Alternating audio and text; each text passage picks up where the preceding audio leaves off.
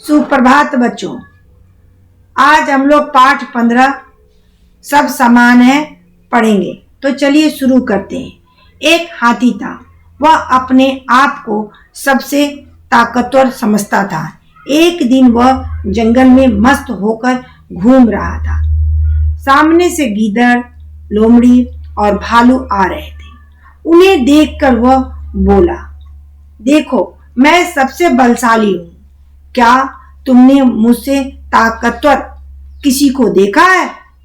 गीदड़ और भालू डर गए। वे बोले, हे गजराज, पूरे वन में आप ही सबसे बलशाली हैं। हम आपको राजा मानते हैं। हाथी खुश होकर आगे बढ़ा। आगे उसे ऊंट, बकरी और गधा मिले। उन्हें देखकर भी हाथी बोला, देखो, मैं कितना शक्तिशाली हूँ।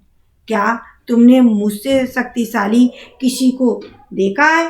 ऊंट, बकरी और गधा सभी हाथी से डर गए और बोले, हाथी महाराज, पूरे जंगल में आपसे ज्यादा कोई शक्तिशाली नहीं है, इसलिए आप ही इस जंगल के राजा हैं।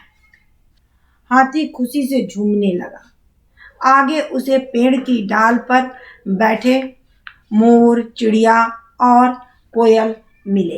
हाथी ने आगे बढ़कर उनकी डाल को हिलाया। वे तीनों भी डर गए और बोले, हे हाथी राजा, आप तो बहुत ताकतवर हैं।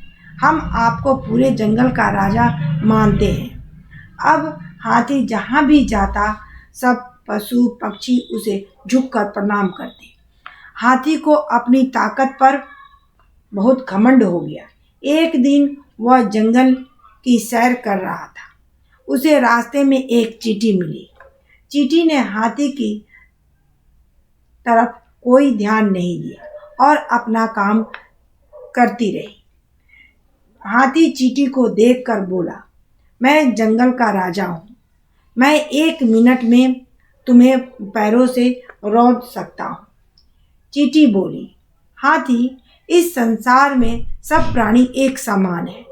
कोई छोटा या बड़ा नहीं है।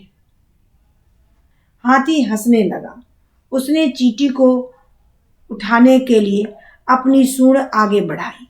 चींटी फुर्ती से हाथी की सूंड से चिपक गई और उसकी सूंड में काटने लगी।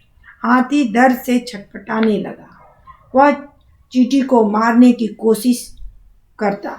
चींटी उसकी सूंड में आगे बढ़कर उसे काटती जाती। हाथी दर्द से छटपटाने लगा।